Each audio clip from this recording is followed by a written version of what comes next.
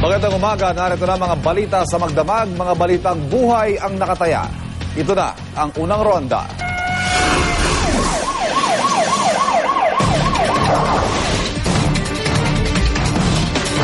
Hinihintay na ng pulisya ang kuha ng CCTV ng isang kainan na inaasahang makakatulong daw sa pagtukoy sa mga suspect sa pagpatay sa modelong si Julie Ann Rodelas.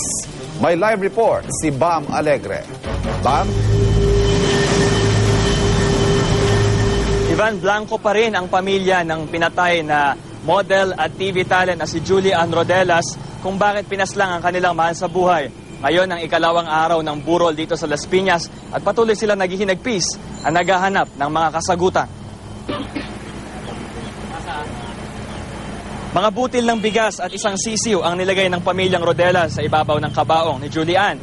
Simbolo raw ito ng paghahanap ng hustisya at paghahangad na makonsensya ang pumaslang sa kanilang kaanak. Wala naman daw sinasabing problema o kaaway si Julie Ann ilang araw bago ito pinatay. Kakatapos lang ng ika-20 kaarawan ni Julie Ann noong Hulyo at punong-puno siya ng pangarap.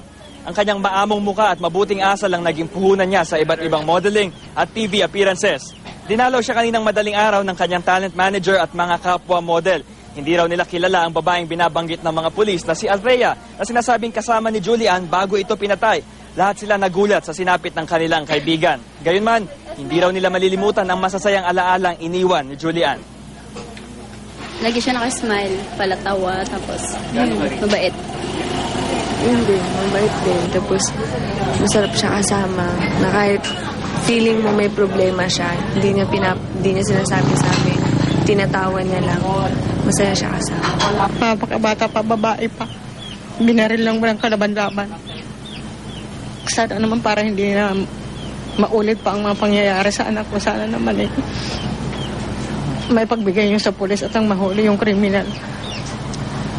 Ivan, hustisya ang pinananawagan ng pamilya ni Julie Ann. Doble kayod naman ng pulis sa paghanap ng mga ebidensya para malutas na ang kasong ito. Sa ngayon daw ay malapit na raw nilang makuha ang CCTV footage ng isang fast food restaurant kung saan daw huling kumain ang biktima kasama ang mga hinihinalang suspect bago sila magtungo sa Quezon City. Yan ang latest dito sa Las Piñas. Balik sa iyo, Ivan.